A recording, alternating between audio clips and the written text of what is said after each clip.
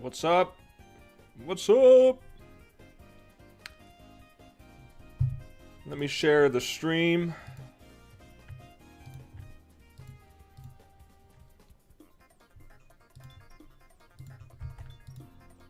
All right.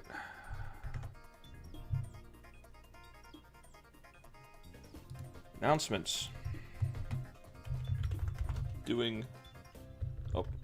At everyone. Doing spoiler stream.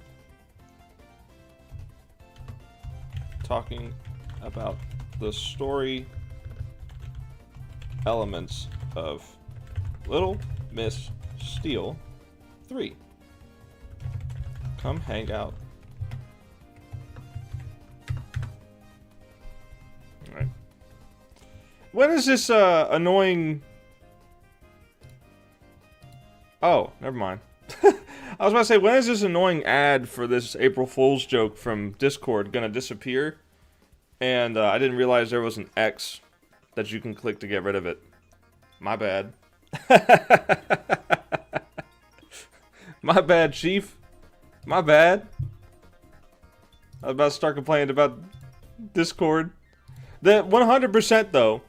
100% though, and I commented this on the video that Discord made for April Fools. I said, this is a test run of how they're going to display ads. This is how they're going to do it. It's coming. There's nothing going to stop it.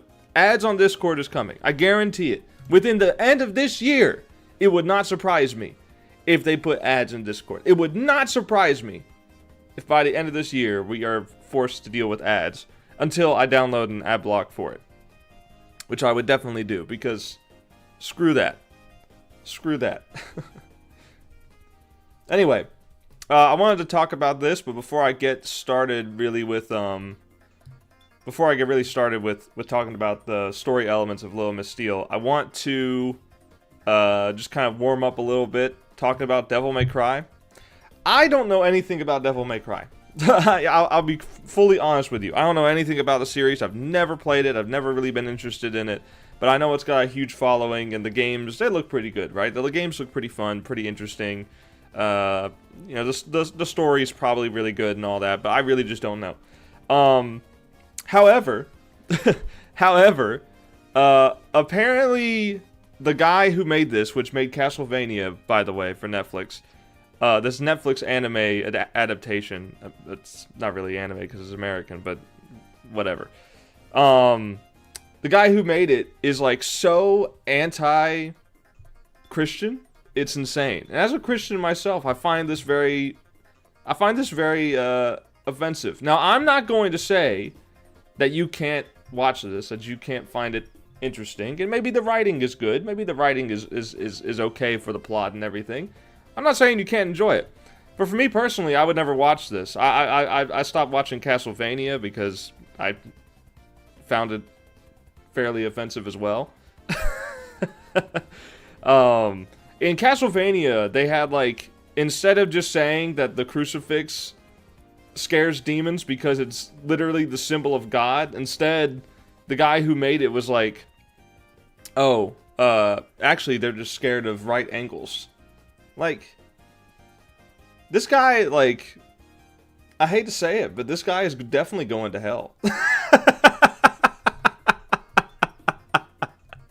I mean, like, he just straight up is, like, the most, I think, the most hateful person in Hollywood, possibly. As far as, like, making shows and stuff. I mean, like, the guy just straight up just, if you're a Christian, he hates you, man. It's crazy.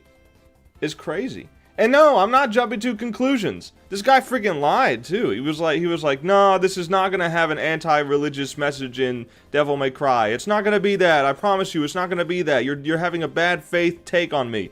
And then, like, the show comes out, and oh, what did you know? It's about, Americans holding, American soldiers invading hell, destroying the lives of innocent demons who are, by the way, not innocent, that are all evil, no redeeming qualities whatsoever. Even in Devil May Cry, they're just monsters, man. And no, we can't just have an evil. We can't just have an evil creatures. You know, we can't just have like an evil group of creatures. Like, no, it has to be like, oh, we're just misunderstood, bro. It's so stupid, man. It's so stupid. Like, what is wrong with you? Like, do you feel like that? Like, I would love to see this guy's take on like a World War II story. Would he make Hitler misunderstood? Would he try and say like, oh, he was just a misunderstood guy? I think he has more in common than with Kanye West than he does with any of the characters he writes. I think this guy, what's his name? Adi or Abi or something like that. I don't know what the guy's name is. Is this him? I don't think that's him. Someone's gotta like comment his name, right? They added the Twin Towers. Are you serious? Holy, oh my god. Anyway, but the point is that like the show kind of paints out demons to be Middle Easterns. It's like, it's basically like this tweet says, Bush era politics. It's America invading the Middle East after 9/11. Essentially, is what it is. That's what it's alluding to, right? That's the allegory for it, right? And it's, to me, I'm like, is it more racist? Is it more racist to just have a race of evil demons? Is that so bad compared to literally comparing demons to Middle Eastern people? Like, are you stupid? Are you stupid? It's like the whole thing with the Spider-Man show recently, where they race swapped Norman Osborn because he has waves. Is it more racist to have a white man with waves, or more racist to imply that only black men can have waves? I think it's more racist to do that, to race swap a guy because he has waves. That is insane to me. Anyway, this is a good warm up. This is a good warm up. I'm a little bit heated now. I'm excited now. I've gotten passionate about something that I'm talking about as far as like writing goes and everything. So now I am fully ready to dive into this. Let me get to Little Miss Steele. No, this isn't it. I wanted to. Where's the other Little Miss Steele? Hold on. I'll find it. EV Comics. Novels. Yep. Okay. So, Little Miss Steele. Little did you know that it is actually a novel adaptation. I wrote the novel first, and it's got a decent amount of views, 2,600. Little Miss Steele, however, the comic, has over 3,000 now. Now you may look at this and say, the math ain't mathin', bro. You've got a little over 1,500, 2,500 here. And while that may be true, if you look at Webtoon, this has also got over 400. So I'm pretty sure, I can't see the exact number for 1.4, but I have to imagine it's high 1.4. This just became 1,000. It was 900 something, but it actually passed 1,000 now. So I can't see the exact number, but it's, I'm assuming this right here is over 2,500. You add this almost 500, and I think we're over 3,000 at this point. I think we're over 3,000, which is higher than the novel, higher than Demonico, the entire series on Webtoon. It's definitely my most accomplished work. Now those views are not insane, but I really like that, you know, the first chapter has 1.4, almost 1.5 thousand views at this point, and the second volume has 1,000. That's pretty good retention. Like, that people saw this, people read this and said, yeah, I want more of it, and like 1,000 of them stuck around. That's cool, man. That's actually really freaking cool. So as the views pour in for this, and keep in mind that this 1.5 5 almost was accumulated since July of last year. And then Like a Stone, 1,000 was accumulated from late November of last year. So, you know, like I said, I think, you know, 172 might not seem a lot right now, but it's only been 1 week. Not even a full week. But it's, you know, these views accumulate over months. Like, that, and that's the cool thing about this, about Global Comics, is that, like, it doesn't just get a burst of viewership when it posts and then it never gets anything else after that. No, it genuinely, like, gets viewership over time, like something naturally would. And I think that's really cool. I think that's great. I think that's awesome. Webtoon just doesn't really have a whole lot of viewership for this kind of comic. Let me show you what Webtoon is, okay? Let's go to the originals. Count with me. I'm going to hide it for a second while it's loading. Bet how many of these are going to be romances with a Korean art style. Take a guess. How many of these are going to be romances with a Korean art style, okay? Let's go through it. All right. 1. Let's see. 2. 3. 4. 5. 6. 7, 8, 9, 10. I'm not gonna count all of them. There's too many that just they all look Korean. They all are romances, and they all they all look to me boring, in my opinion, because I'm not looking for romances, right? There's so much romance comics on Webtoon. And it's just it's the dominance. It's the dominance of this. Look. Let's count how many actions there are. Okay, 1, 2, 3, 4, 5, 6, 7, 8. 9? You get the idea. There's so little action comics or typical superhero comics on Webtoon. This just isn't where it's at. For some reason, the Webtoon audience has just become like... I feel like the Webtoon audience is largely... Like, I would love... Oh yeah, Suitor Armor. I did check this one out. I actually need to finish this one because I was actually interested in that one. The artwork looks pretty good. But, the whole, even though it is a fantasy romance web comic.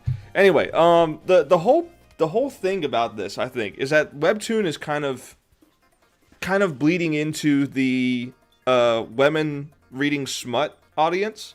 Like, I think Webtoon genuinely has somehow just like captured that audience. And it's, I mean, good for them because it means they're, you know, being successful. But it's also like extremely, and I'm not necessarily meaning this in a negative way, but it's extremely gay. Like, look, let's see how many of these are gay, right? And I'm going to make the assumption that they're gay if there's 2 men or 2 women in the thumbnail, okay? Let's just face facts here, okay? 1, 2, that looks like 2 dudes. 3, that could be a man. I can't tell. Sometimes the Koreans' art style makes men look like women too. So we got 3. Let's see here. 4. Do you like tomboys? Yes, I do. 5, 6. This one is definitely gay. I know this from reading it. 7.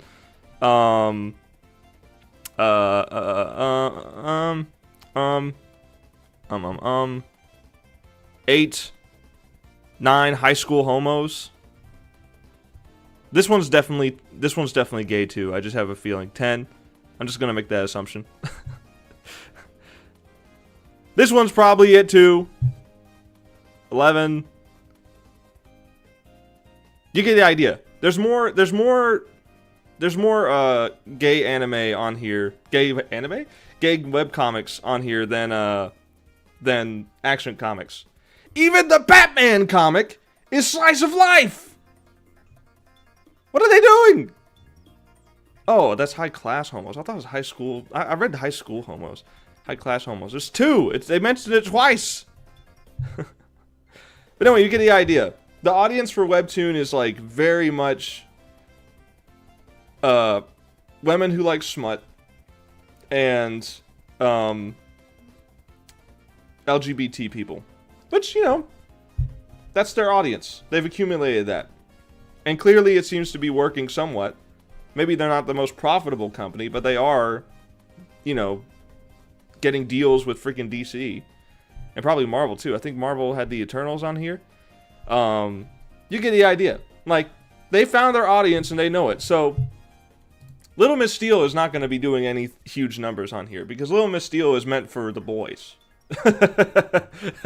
No, I mean, like, it's meant for anyone who likes action cartoons from, like, the 2000s. And the 90s. We'll throw the 90s in there. But it's like, anyone who grew up watching those, which are predominantly boys, are going to like this. But I mean, you look at stuff like Teen Titans, which has a large female audience as well. And you get stuff like that where it's, you know, that's where I'm trying to strike. I'm trying to strike the same thing with what like Teen Titans did as far as like the audience goes.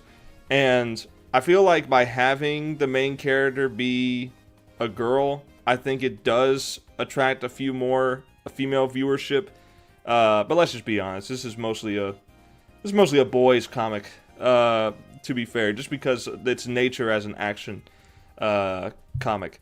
But some people, I'm sure some people have probably thought about this. Whenever you're scrolling through this, and I'm not going to scroll through the whole thing, but I'm just going to show you. Whenever you scroll through this, and you might be asking why isn't there a line dividing these pages? It's because I make these pages with the intent of printing them. So I'm not going to put a black line on this, because the pages, whenever I print them out, let's see, where's it at? Little Miss Steel. Whenever I print out the pages, they look like this. They've already got a black outline around them, and they've got some white space to give the printers extra space in case they have to crop in for the actual printing of the pages. This is how it looks. So I'm not going to put a black line in between this and that. Wait a second. These are reversed. What the? Hold on. Hold on, wait a minute.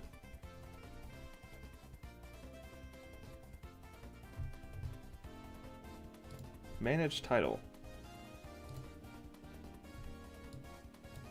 Why is it reversed? I'm scrolling through the rest of these. I didn't notice that. I'll scroll through the rest of these to make sure none of them are reversed. I don't know why that one was.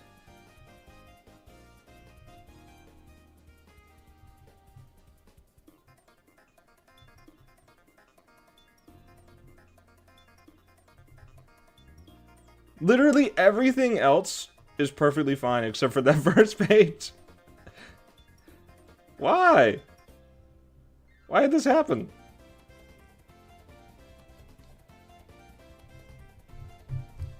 That is crazy. Save changes. Wow. Wow.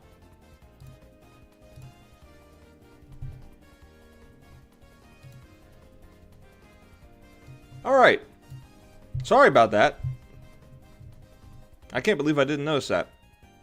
That's totally my bad. Did it happen on Webtoon?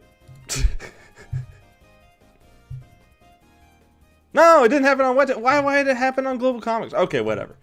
The point is that, like, there's no line dividing the pages because I'm designing them to be printed, so I'm not going to put that line there. Especially since I'm going to be doing that with the way I print the pages anyway, with the extra space and everything. So it just, you know, it just doesn't make sense for me to add that line in. Like, it would be a lot more tedious work.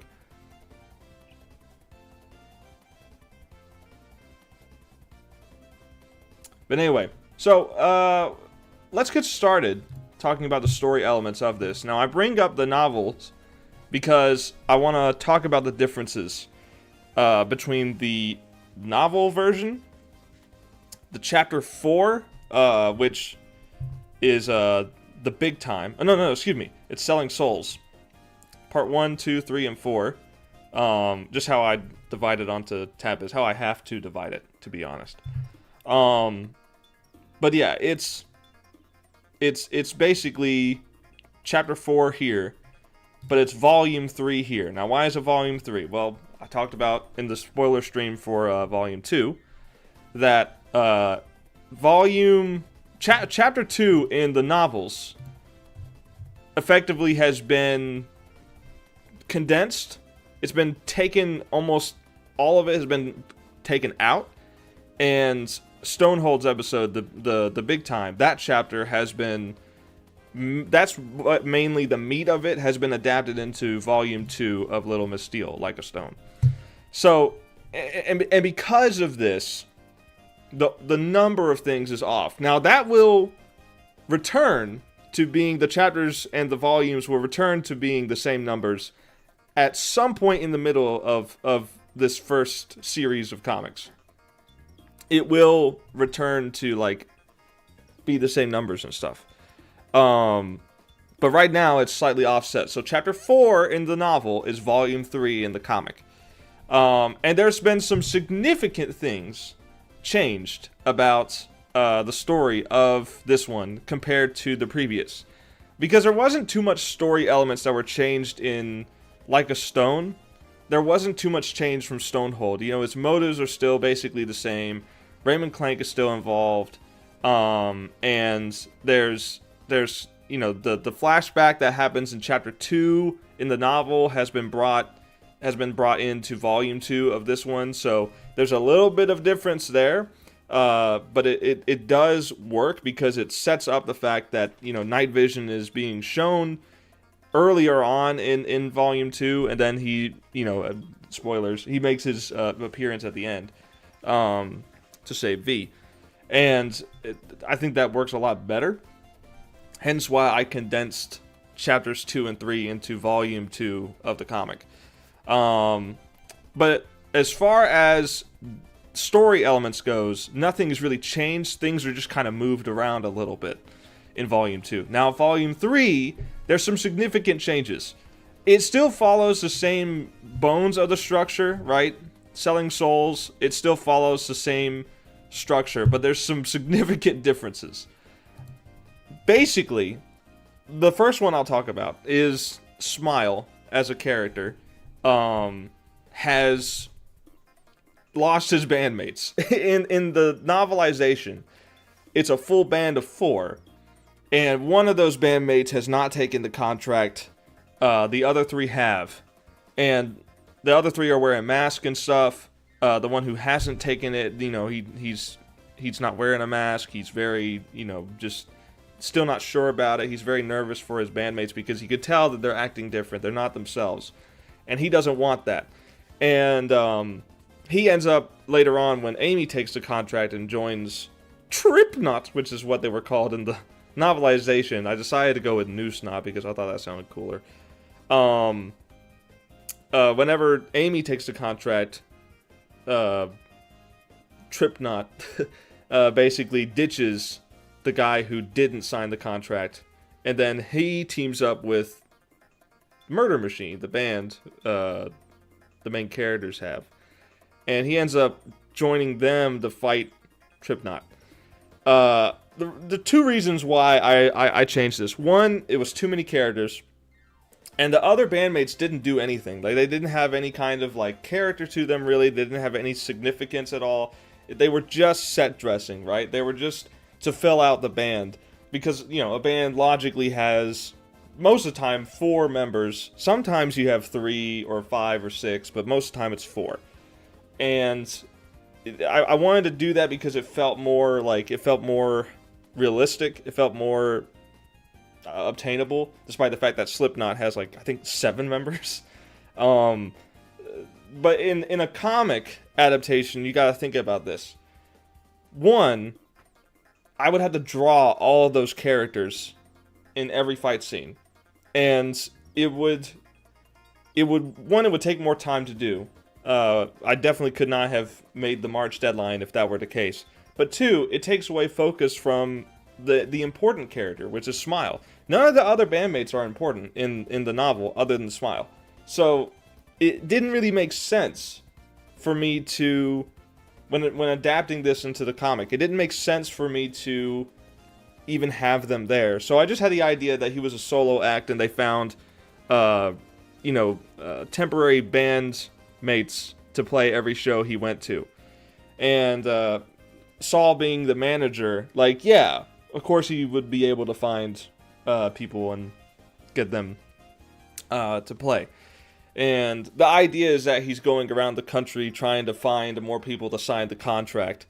And he's trying to find people that are desperate. He's trying to find people that feel like they're nothing, that they're worthless. And he's trying to trick them into signing their souls away for these contracts. And he's already gotten Noosnot. He's already gotten Smile. And the rest of his bandmates. The idea is the rest of his bandmates left. He says, these days I roll solo in the comic. And that implies that at some point he did have a band. But seeing the change in him, seeing how evil this manager was, they just kind of said, nah, we're not doing this anymore.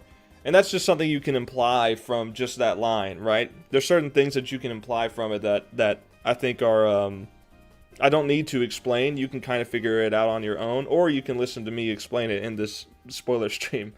There's a few things like that, and we'll get to them when we get to them, but that's the first major change, is that Smile is a solo act now. Until he gets Saul gets Amy to sign that contract, and she ends up joining up with him. Which at that point, if the story ended differently, they would be traveling as a duo, picking up other musicians along the way, and eventually they would have like a full band of like 5 or 6 or 7 possessed musicians. And the whole point is that the whole reason for this is that Saul is feeding off their souls. Saul is like, your souls are mine. You are now just puppets for me to control, and that makes him stronger, right? So that's how it's implied in Demonico, which is my other webtoon webcomic, is hybrid novel, if you want to get specific. But that's like the idea with that, is like the more people he tricks into signing contracts, the more powerful he gets, and it allows him to basically just keep taking advantage of people that are desperate. And this whole episode plays on anxiety. It plays on the fear of not being good enough, the fear of letting your friends down, that you'll never be good enough, that you'll never meet the standards of an industry or society or a workplace or stuff like that. You can kind of, if you have any sort of anxiety or feel any pressure to perform to a certain level, you can relate to this episode, to this volume. You can relate to Amy. And ultimately, that's one of the reasons why I decided to even keep this volume, because in the novelization, this is just all filler. This is all just done to be a fun episode of a Saturday morning cartoon, is effectively what this chapter is. And I look back at it and I'm like, yeah, this is silly. This is ultimately, for the story purpose, it's pointless. But it is a fun experience. But when it comes to writing is a lot less time consuming than art, in a sense that, yes, you're putting a lot of time into writing. I've put a lot of time into writing, but you can write just walking around Walmart. You can write in just about any area, as long as you have the ability to think straight while you're doing other things. You can write all the time. I go for walks every day at work, and if I'm not at work, I'll go to like a local park and walk around. And that is my time of writing. Like, that is my time of brainstorming ideas. And then I'll take that brainstorm home with me, and I'll sit down and start actually writing out the ideas, and then things start to connect more efficiently. And and that's how my writing experience goes. Like, I brainstorm just by doing anything, like doing any kind of work or whatever, like anything. I can write doing that. But art, you have to be attentive. You have to be, sat down or stood up at my standing desk. You have to be all in to do art and to do it well. And because of that, justifying drawing a filler volume in a comic series is just not worth it, in my opinion. So I really struggled with including this story, with including this into the comic adaptation, because I know that the fans of these two are looking to see what comes next with the story of Miss Steel. Like, is she going to be able to be saved?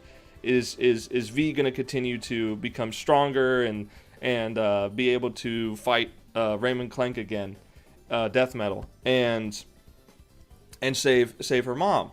Is the relationship between her and Night Vision going to grow?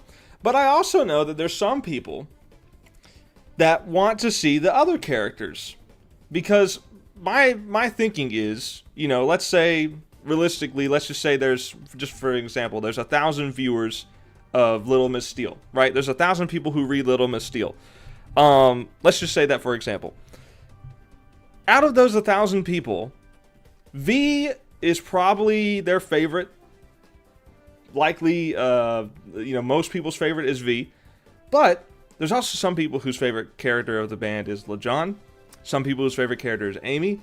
And some people whose favorite character is Chester. I imagine Chester might be number 2, depending on how much you like the humor of the of the comic, right? And that's the idea that I have to keep in mind, is that this isn't just the V Super Show extravaganza. This is a comic series about a band of friends, one of which happens to be superpowered, and the others happen to be supportive of her, right? And they're all unified in this goal of saving her mom, but they're also unified in the fact that they're a band and they want to keep growing bigger. So if I set up the point of them being a band early on, which I have in like the first 2 comics here, they're talking about practicing music, they're talking about going on tour during the summer break from school in Phoenix and all that kind of stuff. So the point of that, if I'm going to bring that up, if I'm going to make that a core part of their identity as a group, then I need to have episodes where they are a band. And I think this volume, compared to the chapters that it was adapted from in the novelization, this volume is not filler anymore because of one change. And I had a test reader in Savage Books Discord. If you know Savage Books, he's a really good writing. Just he breaks down writing in movies, shows, and even some video games.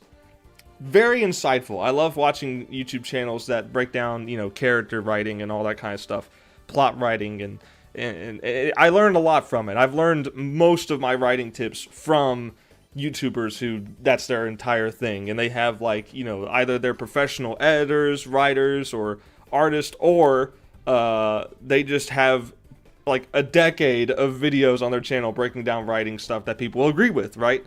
So that is where I've learned the vast majority of my writing tips.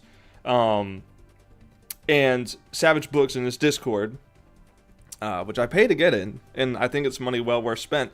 I had a test reader from there that was reading through the novel, and because this was around the time I was starting to actually draw the comic, and I wanted more input on the novel because the story is largely the same, but I want to get critiques in the novel so I can know what not to do, what to improve in the comic. And what this guy said about Selling Souls, the chapter 4 in the novel, is that it was fun, but it didn't really mean anything. And effectively, he suggested that instead of having the freaking Ozzy Osbourne parody walk up on stage and undo the summoning of Saul and fix everything, instead of doing that, why don't you make it to where Amy breaks the guitar? And I'm like, that is such a simple idea. I don't know why I didn't think to do that.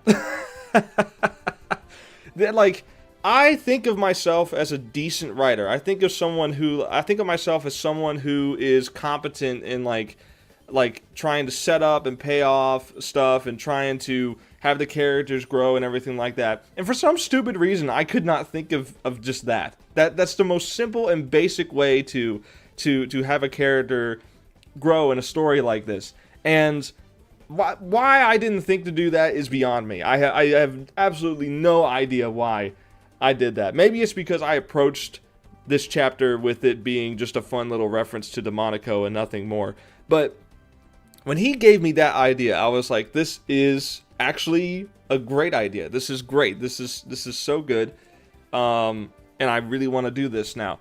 So it became my my goal is to tell this story with an effective and meaning theme to it, and that's the anxiety aspect of it. That's the fear of having to meet a certain performance, right? To meet a standard, and I feel like that works in this version of the story far better than than it does in the novelization. Again, I think the novelization is a fun story, but at the end of the day, it doesn't really mean anything. It's just all filler. But this, while it doesn't have a whole lot to do with the main plot, overarching plot of this first series of comics, what it does do is it grows the character Amy and shows V getting a little bit better at fighting, right? In the first one, she gets, totally beat by death metal. In the second one, she's able to fight against Stonehold, especially in the rematch. She's able to do really good, but she still can't defeat him at the end of it. She really tries hard, and she's a lot better the second time around in the rematch, but she still ends up nearly dying, if not for her father's intervention. And in this one, she's actually winning. Right? I'm actually showing her winning and doing well in fights. She beats the crap out of Smile. He doesn't really have much strength to him. He's mainly just, his main power is that he can just regenerate. If he has like broken bones, they snap back into place and heal really quickly and stuff like that. He's got the flaming guitar. But besides that, if V gets up close to him and he can't play his guitar anymore, like he's trying to do like combat, V just outmatches him. She's not only stronger, but more durable. She's got more gadgets and stuff to hit him with. And I wanted to show her using her gadgets in this fight because that's, it's a vital part of her skill set. And it shows her she's getting better at it. She's getting better at using the gadgets. She's getting better at fighting.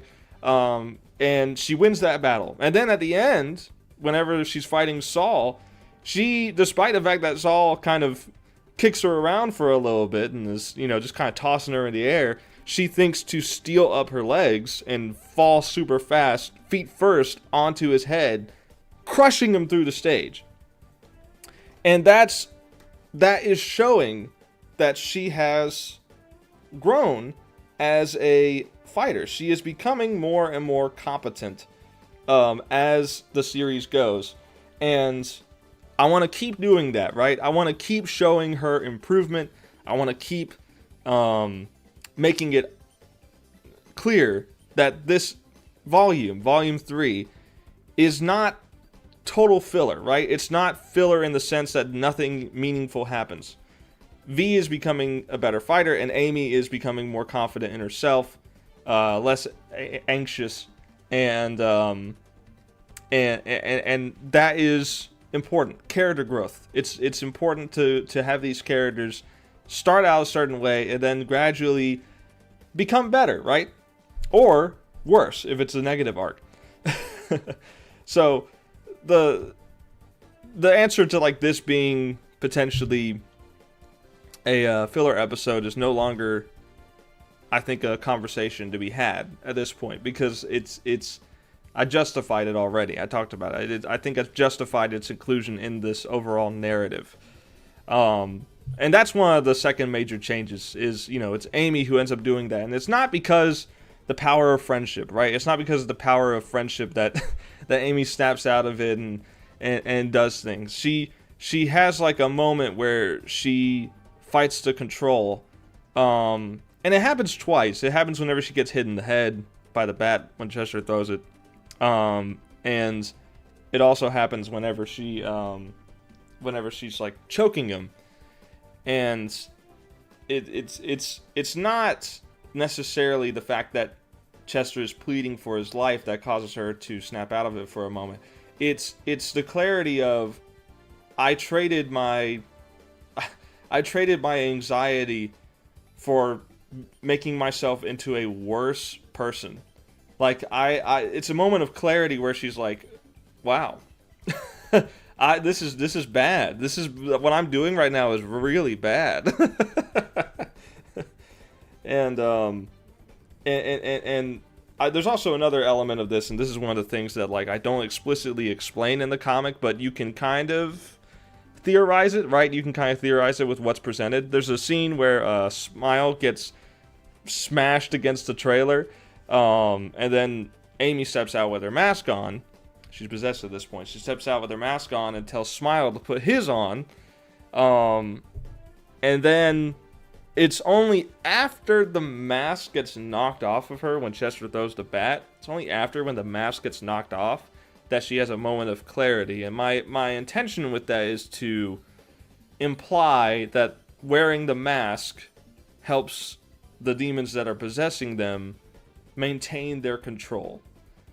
And with that, you kind of see another reason why Amy is snapping out of it at these moments, because the mask kind of helps. Because the mask is not just there to be creepy. The mask is not just there to, not just a Slipknot reference, right? The point is that you become a different person. And in the performance of Slipknot as well, like, Corey Taylor, on in music videos and on live performances of Stone Sour or just his solo music, very different persona than the character he plays on stage, right? It's almost like another band that does this, Sleep Token, right? Sleep Token has a very, very well crafted stage presence with their mask and stuff. They have very different personas than they all probably are in real life, and that's just me guessing. Maybe they're all cultists in on a daily basis too, but you get the idea.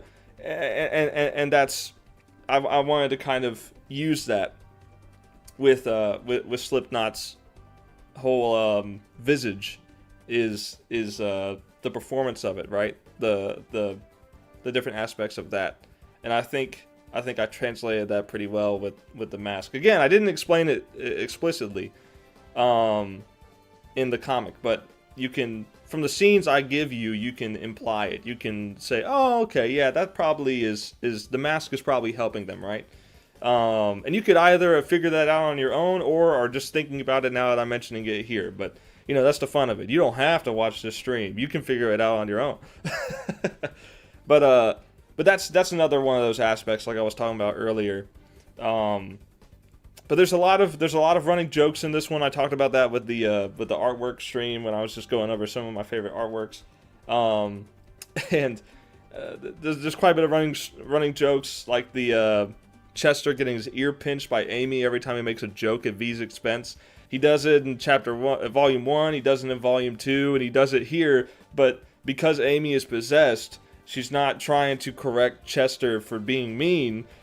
She doesn't pinch his ear, and Chester's like, normally she pinches my ear by now. He actually says that and kind of gets worried for a second. He's starting to sweat a little bit, expecting the ear pinching to happen at any moment, but it doesn't happen. The part where Amy is first showing signs of possession whenever she's playing she's playing on her guitar and being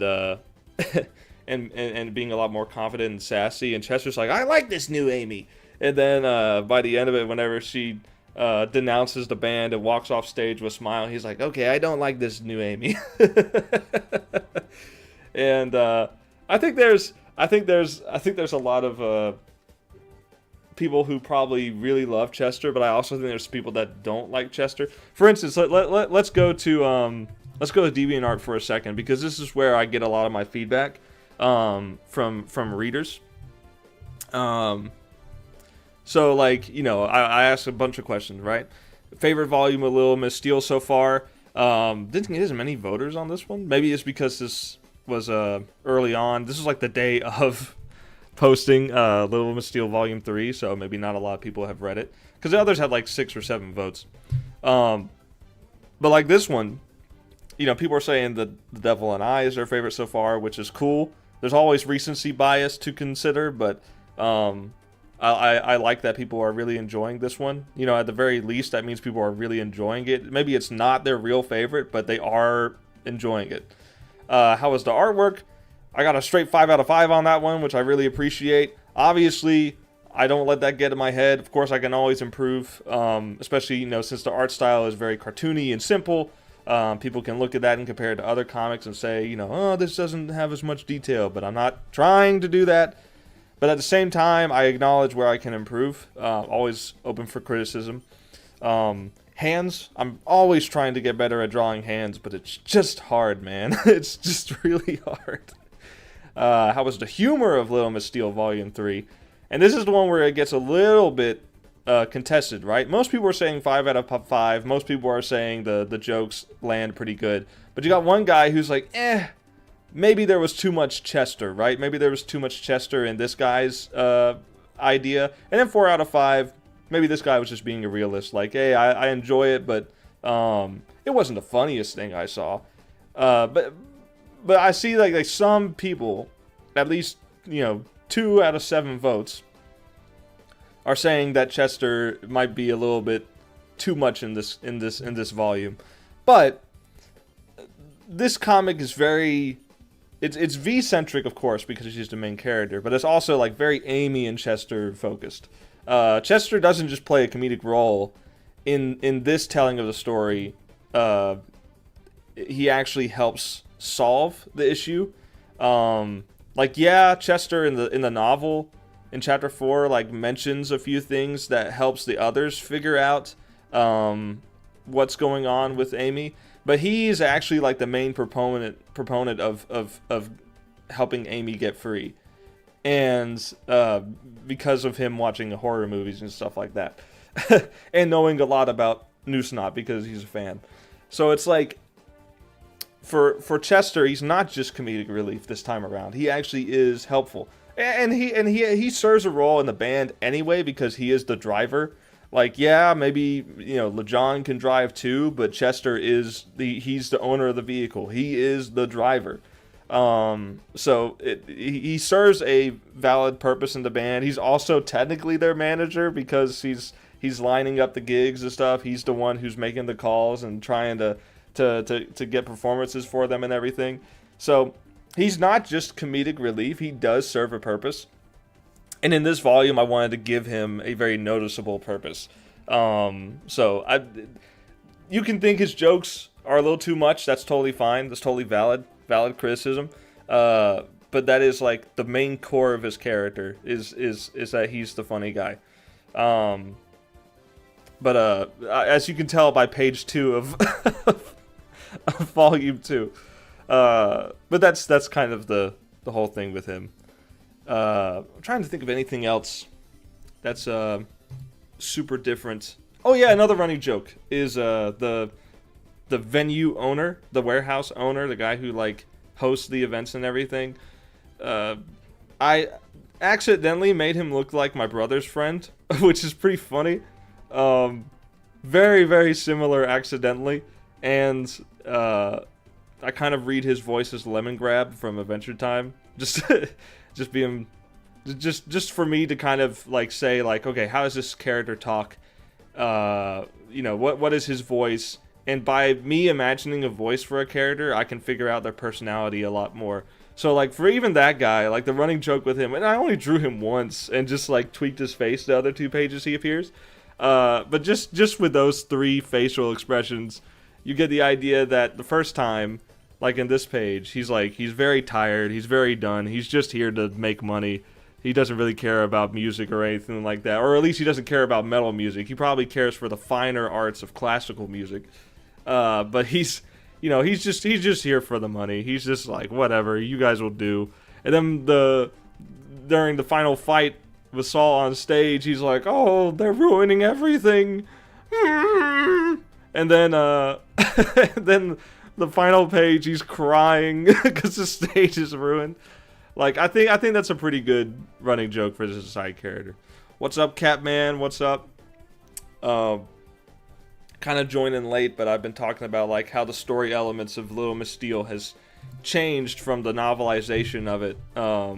With everything here, like there's quite a bit of differences between what ends up happening with that story, with that version of The Devil and I versus this version of it. Back then it was called Selling Souls, and the comic names, I've just decided, like the comic titles, I decided to just go full in on references. Like a Stone, Audio Slave, mid 2000s rock song.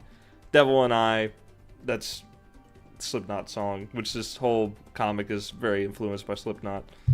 But working on Saturday, bro, dang. I feel for you, man. And then just death metal, because that's the name of the villain, the main antagonist. But yeah, what would be the fourth? I think the fourth one's gonna be called Seeing Red Again, because that's what this one is. It is also a reference to a mid 2000s rock song, Chevelle. But I love 90s music, 90s artwork. I don't know what you mean. But I'm trying to think of other. 90s through 2000s metal. Yeah, man. Killswitch Engage, probably one of my favorite bands ever. Evanescence. Evanescence and Linkin Park have released new music in the same week. And the Evanescence song was an animated music video. Like, we're back in the 2000s, man. We're back in the 2000s right now. Crossfade's coming back. Holy crap, Crossfade. I love it. Korn's still kicking. They haven't left. You just got a lot of resurgence of that era of music, and I'm really happy about that. So I'm hoping that media will follow suit.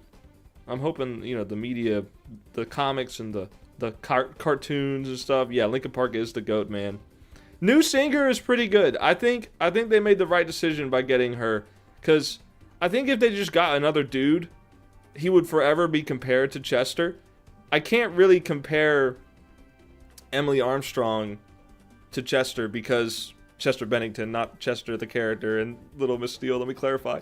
I can't really compare her as much to Chester, because, there is so much difference in their voices, right? There's just a natural difference. She can't get as low as Chester. So like a lot of the songs that they played live have been keyed up. And I think that's such a good way to say, like, hey, we're still old Linkin Park, but we're new too. I think she was a really good choice. She's also just really good.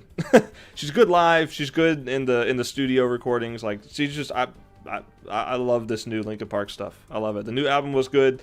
There's a few songs I was like meh on, and there was one that I actually didn't like at all. Yeah, she's an amazing singer, but she would never replace Chester, and I think that's why she was chosen, because like she was never meant to replace Chester. She was meant to start a new era of Linkin Park, and I think she's doing that pretty well. But yeah, I had a discussion with a guy who was looking at my comics when I was selling them last month, and we started talking about Linkin Park because we started nerding out about it and everything. I think I was wearing a Linkin Park shirt, but yeah, if they ever tour to my side of the United States, and it's within like 3-hour driving distance, I'm going for sure.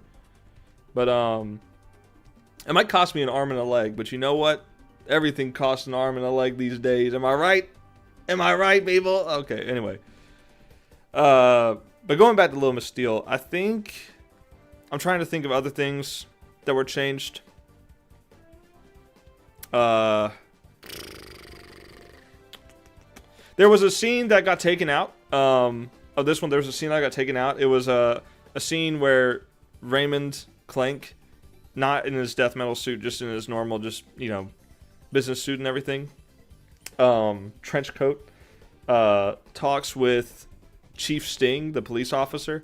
That scene was gonna be just like, it's basically just them talking and, you know, establishing that those two have a connection, like those two are like friends or something, or at least acquaintances. And I felt like it just didn't fit. I felt like it was a little bit out of place. I felt like it was more fitting to just throw Raymond at the end and have him kind of allude to what's going to happen in the next volume, volume 4. And, you know, that scene, I think, yes, does it establish another connection that Raymond has besides just his past as a Mighty Five member?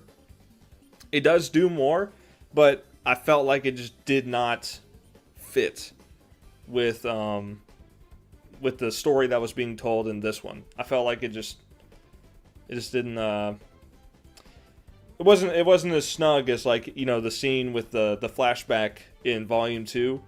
That flashback scene is vital to explaining the backstory of these characters, whereas just him talking with Sting, not very important. So I ended up just taking that out. But and that wasn't even in the novel, I don't think. I don't remember that being in the novel at all.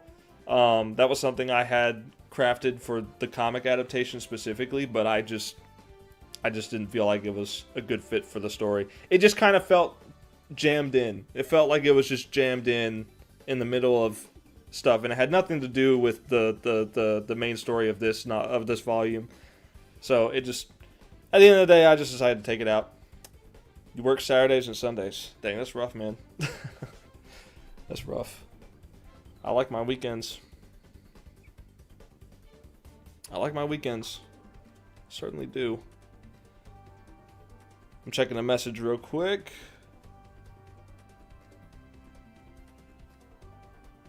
Texting a girl, if you believe it.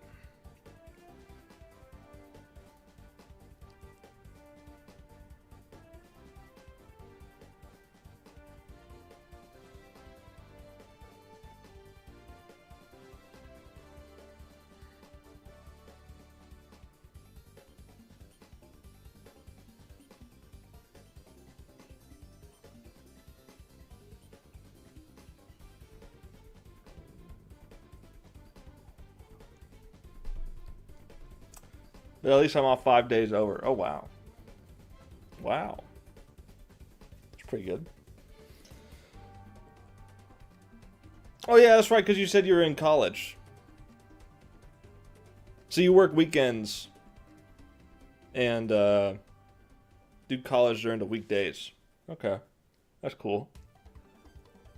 Make that money. Chase that bag. But yeah, I'm trying to think what else. I'm just gonna scroll through. I'm just gonna scroll through this and just kind of see if anything pops up.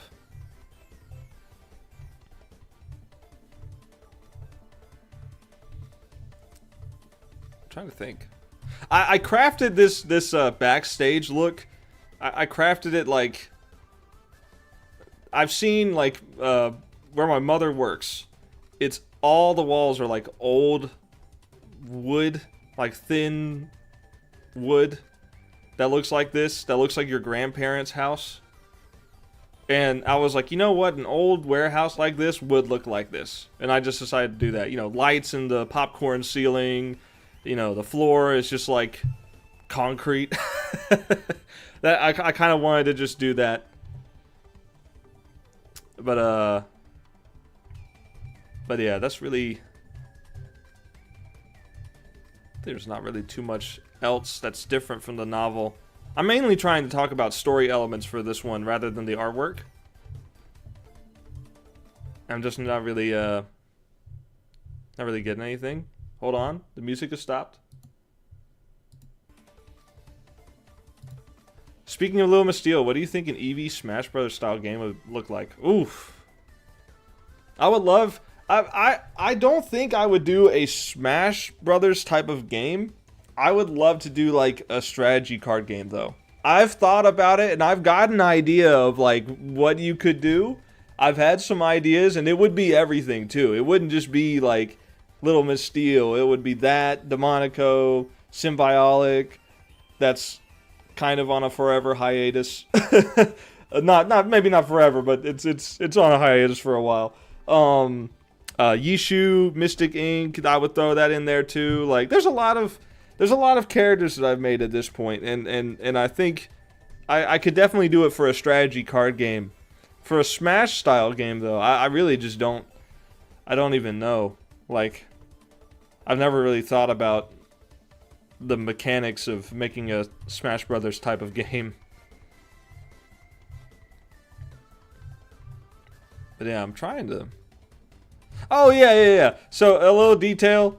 It's something that you probably noticed, but you didn't pay too much attention to whenever Amy starts going all edgy and everything. One, her eye color subtly changes. So, like, if I scroll back up here, on this page where she's playing more confidently, her eye color is a little more yellowish here. Like, if you go back to a previous scene, I'm trying to find one where it doesn't have that filter over it. Like, it's super green. Like, it's forest pine tree green. A kart racer? I don't know what a kart racer game would look like. Like, there's not many vehicles that characters have in the series, mostly because I'm bad at drawing vehicles. I really just don't know. I am hyped for Mario Kart World, though. Like, look, $80 is too expensive, alright? $450 for the Switch 2, that's fine. I'll pay $450 for that. I don't think that's too outrageous. But $80 for a game is ridiculous. However, I'm going to buy it anyway. Because I'm a Mario Kart lifer, man. I'll be 90 years old playing Mario Kart 25. And just being like, I'm beating everyone at the nursing home. Why did I sound like Luigi a little bit? Mario! Look, they're making a new game with us. They're making a new racing game, Mario. It's open world. Luigi, they've made a new Mario Kart game every, like, 5 years. Anyway. Her eyes get slightly more yellowish here. And obviously it's yellow here because dramatic effect. But, scrolling down to this later scene, and they're even more yellowish. They're almost like a barf green color now. And then, even later, let me get down, well, you can't see it here. When she gets them on the stage, they're completely yellow at this point. And so I like that little detail, and also the heart boob window on her shirt is like, it's got like a crack through it, which is like, assuming she just, the next day after getting possessed, she went to like a store and either found a shirt with a heart boob window with a crack in it, or she made she cut the boob window and left a strand crack going through it herself. Like, you can figure that out yourself. Her clothes don't change with her, but you can say that she that she went out and bought this. Also, this face is 100% inspired by Azula. I use Azula as a huge reference for a crazed killer face, and I think it worked out pretty good. Anything else about the story elements? I'm trying to think of the story elements. Oh yeah, this is Wayne Static. If no one got this, if anyone thought this guy looked weirdly out of place, he does. But he's another reference to 2000s rock and metal. Nu metal in particular. He's Wayne Static. Rest in peace. Anyways, I'm gonna head out. See you again later. Alright, see you later, Catman. Look forward to another post today at 1. It's gonna be a little sad. But it's another artwork. I love this shot. This shot is just like, it's simple and effective, but it's like, it's the idea that they're doing this in front of hundreds of people. And the comedic idea that hundreds of people think this is just VFX, this is just a guy in a costume. Oh, man. But yeah, his eyes are kind of like pink. They're kind of, his eyes are he's a little glazed over, if you get what I mean. Gnarly special effects, bro. Anyway, as far as story elements, oh yeah, I talked about this in the last stream where I was talking about the artwork, but like there's 3 fights going on at any moment in this final moment here. There's 3 fights going on, and you know they're all meaningful. You've got, of course, Amy choking Chester, and poor boy's not doing so well. That's happening while V is giving the boots to Saul and crashing him through the stage. But also you've got LeJon and Smile facing off here, and LeJon, you know, he's taking a few hits every now and then, but he's hanging in there, right? He's a built guy. He's managing to stay in the fight, and because of that, he's able to knock the guitar off of. He's able to like break the guitar strap off of Smile, and it hits the floor. And that is important because had he have not done that, Amy would not be able to go over here and grab the guitar and smash it. But yeah, again, the hands reaching around Amy, I thought that was creepy imagery. Her eyes return to that, you know, forest green and from the yellow, and you know, she looks a lot more herself. And in this moment of clarity, you know, she's kind of looking at this. Just in case people forgot, at the beginning, Chester saying, rumors say his guitar is from hell itself. I wanted to include this here just for people who might not have remembered that. Or maybe they read half the comic and then they come back to it to read the second half after, like, their shift at work is over. I did that for that, and also just to emphasize even more that Chester is, you know, one of the reasons why Amy even thinks to do this in the first place. Because it would be like random if Amy just breaks the guitar and, oh, it just so happens to fix everything. Good. No. It's like she puts the pieces together. Like she remembers Chester saying that his guitar is from hell. And so if that's the case, then she's going to smash the guitar and fix everything. And I really like this shot. I really like this angle, the Dutch angle, as she's like breaking it, the fire starting, like the spiral out of it, and basically sucking the demons out of Smile and Amy, and sending Saul back to hell. So really proud of this too, how he kind of gets sucked down, spirals, and you know, kind of loses his form. Like you can see he's getting stretched, and like he's gone. But yeah. And then this shot. I really like this shot. This shot is just like, I don't know, it's just something about it. It just feels good. It just feels good. It's like she's tired, she's beat up, she could totally just collapse into bed right now and sleep for 12 hours. But she's like, nope, show's just getting started. And yeah, the final shot with with him crying and Raymond saying, perhaps it's time to give her a real test. Give my old friend Eduardo something else to focus on. Kind of hinting at what's to come. So, but yeah, that's it. That's I think that's really it. I don't think there's anything really else to differentiate from the novel to this. The novel had a lot more exposition. I cut that down quite a bit. Had a lot more chaos, a lot more characters running around. I trimmed that up to make it more focused, and made it more about Amy's character development rather than just Ozzy Osbourne coming in and fixing everything last minute. Like, it all makes just so much more sense.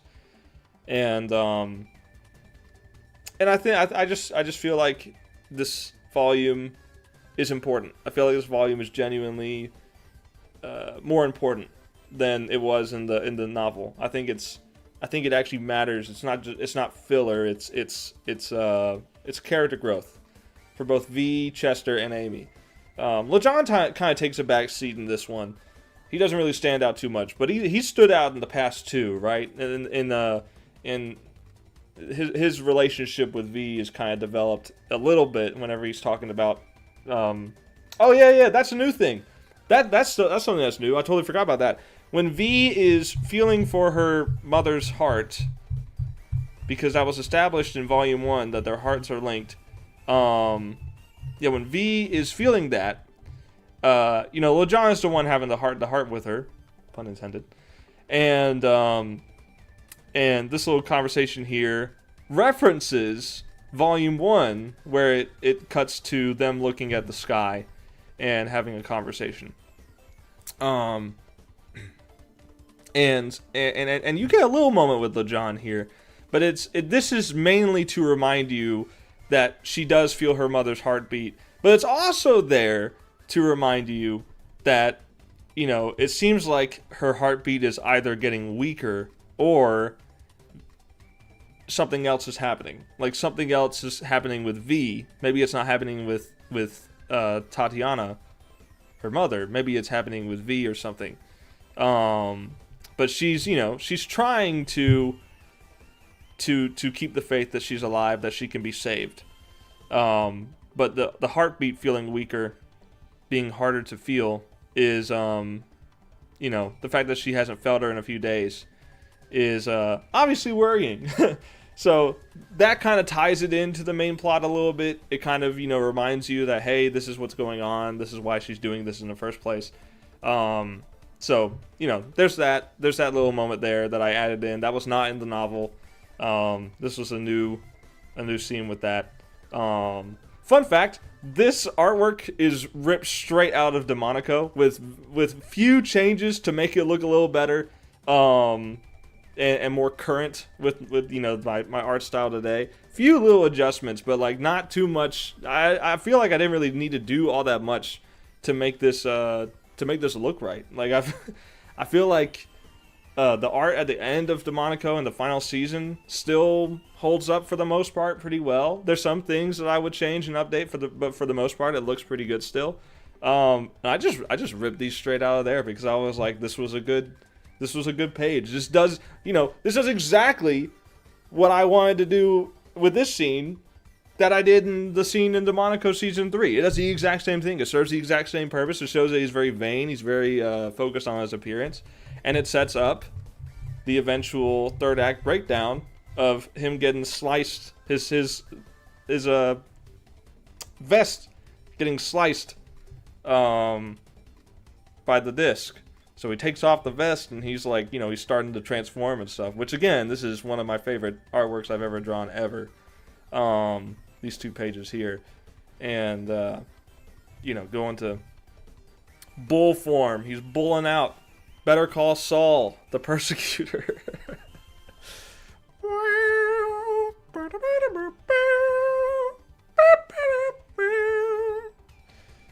I need to make a meme edit of that. I need to do that. But, yeah, with all that being said, I think that's basically it. I think I've talked about everything I really needed to for this one. So, like I said in the previous stream, thank you so much for reading Little Miss Steele. Thank you for, sharing it if you do that, or doing fan art. I see a few fan arts every now and then. That's cool. Always appreciative of that. And right now, since I've got DeviantArt open on this tab, right now, you can't see it because it's bad. DeviantArt is bad at loading. I'm doing a free request contest for hitting 2,250 followers or watchers on DeviantArt. Why do they call it watchers, man? It's so weird. Anyway, I'm doing a contest. You can comment your character below, and I will potentially draw that character. It's kind of, it's random. One winner, and I didn't comment this on here, but I said I'm including Reddit, but I didn't make this clear on this post. One winner is going to be decided from Reddit, and one winner is going to be decided from DeviantArt. So, like, I'm trying to include both because just the stars aligned. I got 2,250 followers on Friday, which is where you can do drawing request, you can do that on the subreddit I'm on, r/original characters. And I feel like that would be a good way to do it. It was just the timing worked out pretty good, so this way I've got the two different winners that I can get here. So, but yeah, that's all I've got for today, I think. Again, I feel like I've learned a lot from 2023, the novel version, into going into 2025. I feel like I've learned so much in almost 2 years of writing and also just getting better at drawing. I feel like it's worked out pretty good. So, but that's all I've got for this stream. Thanks so much for watching, and stay tuned for more. Volume 4. I'm gonna try and get it. Let's see, April, May, June, July. I'll try and get it out by July. I'll try and do that. I think that's possible. So, with all that being said,